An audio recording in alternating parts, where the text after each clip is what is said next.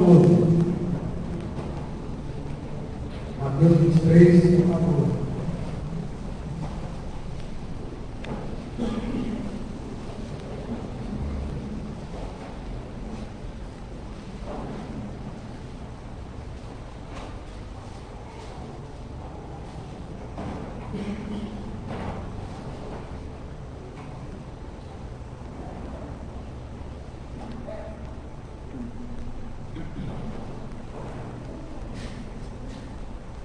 Então Jesus disse ao povo e aos seus discípulos: os mestres da lei e os fariseus se assentam na cadeira de Moisés. Obedeçam-lhes e façam tudo o que lhes dizem, mas não façam o que eles fazem, pois não praticam o que pregam.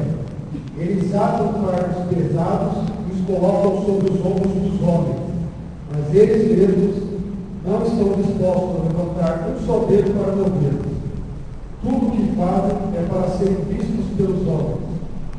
Eles fazem filantéricos e filantéricos, bem largos e as franjas de suas vestes bem longas. Gostam do lugar de honra nos banquetes e dos assentos mais importantes nas sinagogas, de serem saudados nas praças e de serem chamados mestres. Mas vocês não devem ser chamados mestres. Um só mestre, um só é o mestre de vocês, e todos vocês são irmãos. A ninguém na terra chama Pai, porque vocês só têm um Pai, aquele que está no céu. Tampouco vocês devem ser chamados chefes, porquanto vocês têm um só chefe, o Cristo.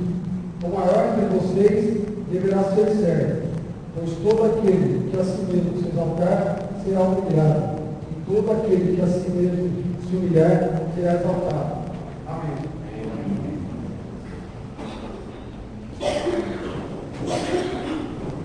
Jesus morreu pela igreja para que ela cresça. Naturalmente, a igreja deve crescer, porque esta é a vontade do Senhor, e é Ele quem dá o crescimento da igreja. De nossa parte, basta anunciarmos o Evangelho, isto é, anunciarmos que Jesus Cristo morreu, foi sepultado, mas ressuscitou. Além disso, resta só, enquanto igreja, saber como toda a igreja deve se unir para cumprir esta missão. A partir de hoje, nos próximos 3 domingos, se o Senhor Deus assim nos permitir, acompanharemos juntos quais são as características de uma igreja que evangeliza e cresce. Porque evangelizar, todas as igrejas podem evangelizar, porém, nem todas as igrejas crescem. Há igrejas que há anos continuam com mais ou menos a mesma média de membros, e há igrejas que até perdem membros e diminuem. Pois então, qual é a diferença entre as igrejas que crescem e as igrejas que não estão crescendo? Foi com o intuito de responder a esta questão que, no final da década de 90, o Instituto pelo Desenvolvimento Natural da Igreja, dirigido por um homem chamado Christian Schwarz, desenvolveu uma pesquisa com amplitude mundial, uma pesquisa grande em mais de 1.000 igrejas, em 32 países, nos 5 continentes do mundo, incluindo igrejas de Cristo, participaram dessa pesquisa. Dentre os diversos resultados que chegou, descobriu-se que todas as igrejas possuem 8 áreas que colaboram para o seu desenvolvimento, sejam igrejas que crescem ou igrejas que não crescem. Todas têm liderança, ministérios, espiritualidade, estruturas, culto, grupos, relacionamentos e o evangelismo propriamente dito. Mas o que faz a diferença entre as igrejas que crescem e não crescem é a qualidade de cada uma dessas áreas.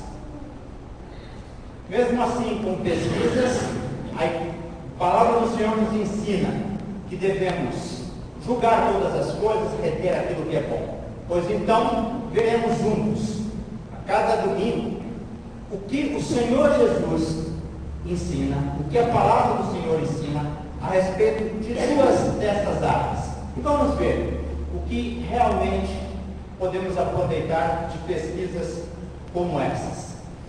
Hoje, veremos especificamente sobre o que o Senhor Jesus ensina a respeito de liderança e como o que o Senhor Jesus ensina a respeito de liderança influencia diretamente na existência dos ministérios dentro da igreja. Com base no texto que nosso irmão Fabrício acabou de ler em Mateus capítulo 23, versículo 1 ao 12, podemos acompanhar que, primeiramente, não adianta dizer o que os outros devem fazer. Entre os versículos 1 e 4, falando a respeito da liderança religiosa dos fariseus e escribas, o Senhor Jesus Cristo deixa claro que podemos constatar no versículo 3 que era necessário obedecer, então, o que os fariseus e escribas diziam, né?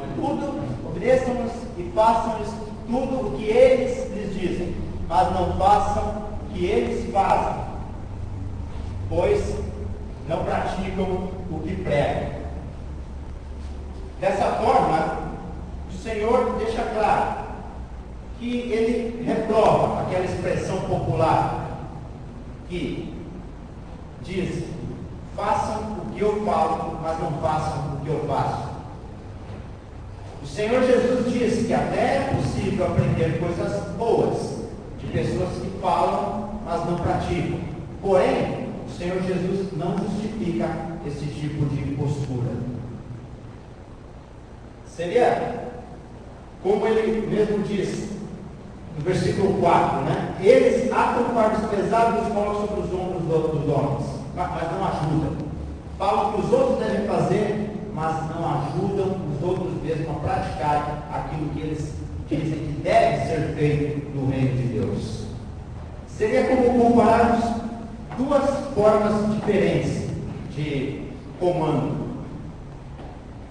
Como, por exemplo, eu comparo a dois filmes diferentes que eu assisti certa vez. Um era uma comédia em que mostrava uma situação de guerra. E os comandantes de um batalhão ficavam numa tenda, tomando chá, conversando sobre trivialidades, mandando soldados para a batalha. Os soldados voltavam mutilados, outros mortos, e eles só se beneficiando dos despojos das batalhas. Nunca iam para a guerra, nunca realmente iam lutar. Em contrapartida, em oposição a isso, eu me lembro de um outro filme de guerra, mas baseado em fatos reais, daquela série Band of Brothers, algo assim, que em um dos episódios o exército, um dos batalhões do exército norte-americano está numa encruzilhada, eles estão cercados pelos inimigos, não tem saída, não tem como esperar reforços, não tem munição, a situação é crítica, e o comandante daquele batalhão decide: vamos atacar, vamos em frente contra o inimigo. Enquanto os soldados ainda olham uns para os outros, perplexos, com uma atitude meio de suicídio, o próprio comandante vai à frente, joga uma bomba de fumaça no campo e sai, com o peito erguido, no campo aberto, correndo em direção ao inimigo e ataca. Pelo exemplo dele, então os soldados fazem o mesmo e eles conseguem vencer essa batalha. Ou seja, não importa, mesmo que eu aqui diga palavras que lhes sejam úteis ou que você confia que sejam verdadeiras de acordo com as escrituras ou muito bonitas, isso nunca daria a minha autoridade de comandar, de mandar e dizer o que a igreja deve fazer sem antes ir atrás, sofrer primeiro, passar pelo processo que deseja compartilhar com a igreja. E ainda mesmo que essa espécie de liderança religiosa que Jesus Cristo estava mostrando às falhas, falassem, mas fizessem alguma coisa, quando faziam só para manter a aparência. Porém, títulos, nomes e aparências enganam. O Senhor Jesus deixa claro, quando ele diz, no versículo 5, tudo o que fazem é para serem vistos pelos homens. Ou seja, se no ministério, numa obra, o nome deles não estiver lá exaltados, eles não se envolvem. Ou só se envolvem numa obra quando eles forem aparecer. É esse tipo de postura que o Senhor Jesus também reprova. É semelhante, e diz que também eles gostam de manter a aparência. Né? O Senhor Jesus continua dizendo, acompanhando no versículo 5, que eles fazem seus filactérios bem largos e brancos, né? Que são adornos para roupas de aparência religiosa. Gostam de manter a aparência talvez pela roupa que usam. Naquele tempo não tinha terno e gravata, mas esses filactérios, essas franjas davam essa aparência. E não só na roupa, mas de serem saudados nas praças como mestres ou rabis. Aqui a palavra usada por Jesus é rabi, que significa mestre no sentido de título. É um título reconhecido publicamente perante a comunidade. Então eles gostam de serem reconhecidos por um nome que os diferencia dos outros. Acompanho durante anos, por exemplo, encontros nacionais de obreiros cristãos, que diversos irmãos de diversas cidades diferentes se encontram e aí compartilham informações sobre as suas igrejas, as igrejas das quais eles fazem parte, né? Não são deles, mas da cidade onde moram. E um irmão pergunta para o outro irmão, como é a igreja lá de onde você vem? É assim, quantos membros tem? Tem 55 e tal. Há quanto tempo ele existe? 40 anos e tal, beleza. Então, e o irmão pergunta, e quem é que está lá? Quem é que está lá? Uma pergunta dessa talvez pense assim, minha mãe está lá. Eu tenho uns parentes meus lá, vários irmãos e irmãs. Tem muitos. Como assim? Bom, essa expressão, quem é que está lá? Essa pergunta, por trás está embutida, quem é que está lá à frente do trabalho? Quem é que está responsável pela obra? Ou até usa alguma palavra nesse sentido, né? Quem é o obediente lá? Quem é o obreiro integral? Quem é a liderança da igreja lá? O presbitério, diaconato. Pois bem, esse tipo de raciocínio, no mínimo, é completamente inadequado para a igreja do Senhor Jesus. Não tem nada, não procede. Na igreja do Senhor, não existe nenhum título, nenhuma palavra, nenhum nome que diferencia alguns irmãos dos outros irmãos. O Senhor Jesus, dessa forma, mostra que ele reprova completamente o modelo de liderança religiosa do seu tempo. E o Senhor Jesus não reprovou esse modelo de liderança para criar outro, apenas mudando os nomes.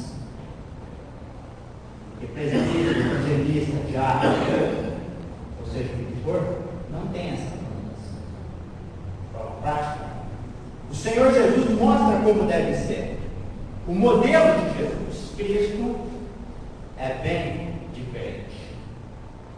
No modelo de Jesus Cristo, no versículo 8, ele diz: mas vocês não devem ser chamados rabis. Essa palavra significa mestre, mas no sentido de título, reconhecido na comunidade.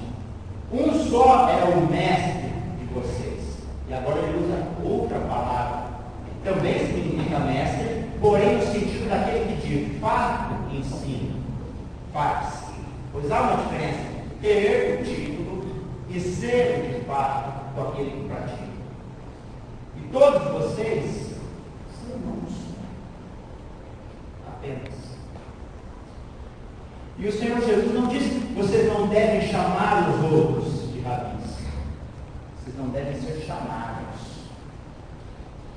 Porque se as pessoas procuram uma referência e chamam alguém por algum título dentro da igreja, isso não é culpa de quem é chamado, de qualquer forma, é responsabilidade de quem é chamado não permitir que isso se difunda dentro da igreja.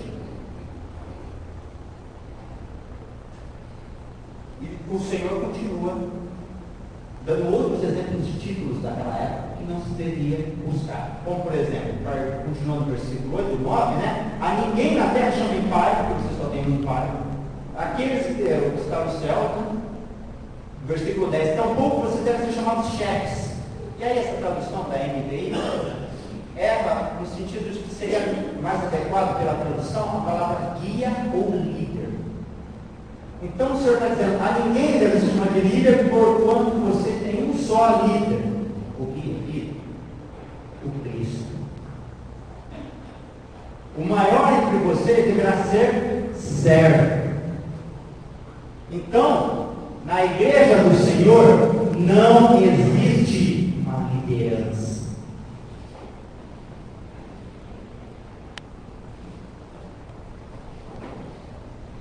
O Senhor Jesus Cristo está vivo? Amém. Na igreja ele vive? Amém. É o Senhor, o cabeça, comanda e manda.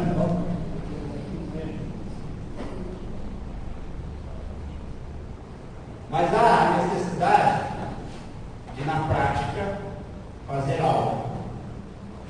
Porém, se cada um está certo disso, glória a Deus, se a igreja diz amém, então todos estão certos, fixos no Senhor Jesus. Ele comanda e dá as ordens. A palavra liderança nem aparece no Novo Testamento. Como atribuir a uma palavra uma conotação bíblica se ela nem aparece na Bíblia? Onde está a autoridade bíblica? A liderança bíblica. Em termos práticos, de acordo com essa postura que Jesus ensina que deve ser daqueles que querem ser o maior. Se alguém quer ir à frente, passar primeiro pelo processo doloroso daquilo que é necessário trazer para compartilhar com a igreja, o Senhor avisa. Ele diz no versículo 12: pois todo aquele que a si mesmo se exaltar, talvez evocando a liderança bíblica, será humilhado. E todo aquele que a si mesmo se humilhar, não exigindo tais coisas entre irmãos, será exaltado. Como na prática, então, essa postura pode ser aplicada e influenciar diretamente os ministérios? Em primeiro lugar, fica claro que o Senhor Jesus derruba conceito de liderança para estabelecer a ideia de servos. Nesta pesquisa, então, percebo que Christian Schwarz e todos esse Instituto de Pesquisa do Desenvolvimento Natural da Igreja foi infeliz em usar a palavra liderança. Mas a palavra servo encontramos na Bíblia, é o exemplo de Jesus. Ele diz que veio para servir e não ser servido. Exigir algo diferente dentro da igreja é negar o sacrifício de Jesus. Ele encontra, porque ele morreu em favor de muitos. Esse foi o exemplo maior de ser um servo. E um servo que serve aos demais irmãos, eles são capacitadores. Nesse ponto, essas pesquisas diziam que a liderança devia ser capacitadora. Bom, vendo que Jesus não fala de liderança mais servos capacitadores. Quando eles servem os demais irmãos, eles capacitam, ajudam os outros irmãos a desenvolver então os ministérios. Vamos ver na prática como isso repercute nos ministérios. Em primeiro lugar, ministério não é semelhante a isso. Como em Brasília, né, os ministérios do governo federal dessa sociedade. Não é assim o ministério na igreja do Senhor. Não é nem semelhante a esse tipo de coisa. ministério não é status. Fazer parte de um ministério, estar à frente do ministério, não é fazer parte de uma liderança de um grupo diferente dos demais irmãos. Não dá direito a ninguém dizer, obrigando, comandando, como os outros devem servir ao Senhor. Podem servir, seguindo o mesmo exemplo do que o Senhor ensina. Porque ministério na igreja do Senhor é serviço. E a palavra ministro no Novo Testamento, todas as vezes que ela aparece, ela na verdade, originalmente é a palavra servo ou escravo, tipo de escravo. Então, ser um ministro na igreja do Senhor é mais semelhante a ser um escravo do que ministro do canal central. Consequentemente, também, ministério não se inventa. Não dá para eu dizer que a igreja precisa de determinado ministério. Se eu digo isso, eu é que devo fazer. Em primeiro lugar, não há como eu pensar em inventar diversos ministérios na igreja do Senhor e depois convocar pessoas para fazer parte desses ministérios. Vai funcionar. No dia da inauguração de uma foto, vai ficar lindo na foto. Depois, como é que vão continuar esses ministérios? Onde estão os ministérios inventados? Onde vão parar? O ministério surge de acordo com a iniciativa própria de cada um, de acordo com o seu dom que Deus deu a ele. Então, se eu imagino, a igreja precisa de um ministério de distribuir sopa, algo, o que seja. Também não há necessidade de levar até um grupo, uma comissão, uma equipe ou a liderança para haver uma votação para ver se aprova ou não.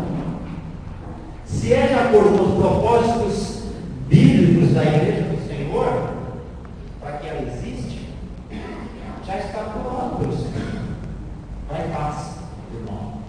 Boa notícia para quem tem iniciativa, má notícia para quem gosta da ordem dos outros.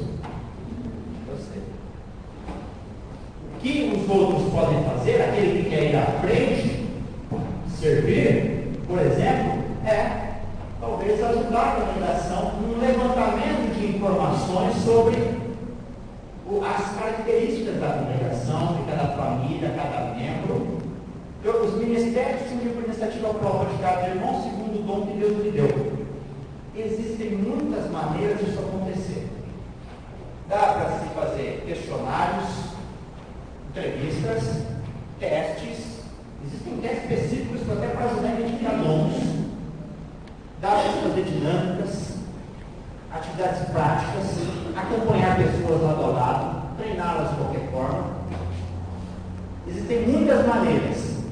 De todas elas, a melhor é todas elas. Então há muito já trabalho para quem quiser ir à frente. Já só em proporcionar à congregação essas informações e compartilhar elas com todos. Inclusive identificando as necessidades da congregação e aí ajudar de diversas formas. Então, dessa forma, servos capacitadores cooperam para que haja na igreja ministérios segundo os dons das pessoas. Então, estas são as qualidades destas duas áreas que fazem toda a diferença entre as igrejas que crescem e as igrejas que não estão crescendo.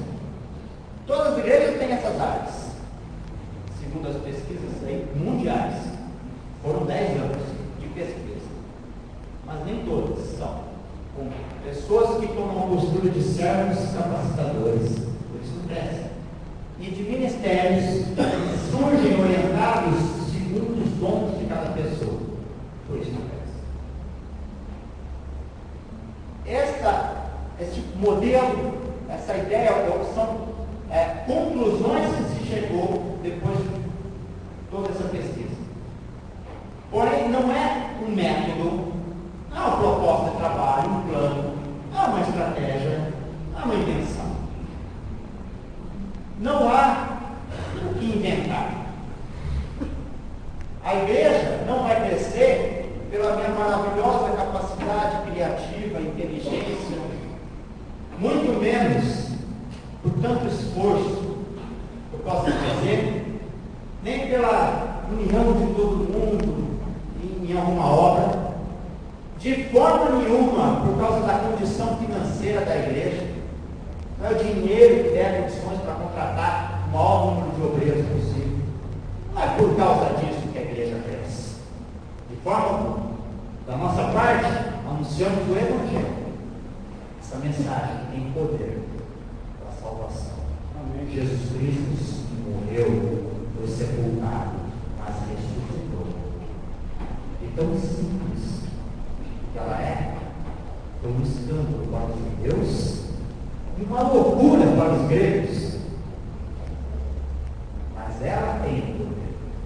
Essa é a mensagem da cruz. E enquanto igreja, saber como a igreja obedece ao Senhor, estando onde o Senhor quer. Porque quem dá o crescimento é a igreja. Então, a igreja é o Senhor Jesus Cristo. É Deus. Como dizem Atos 2. O Senhor acrescenta as pessoas à igreja. Da nossa parte, basta estarmos onde o Senhor quer que a gente esteja, de acordo com a Bíblia. Então, não há o que inventar. Basta obedecer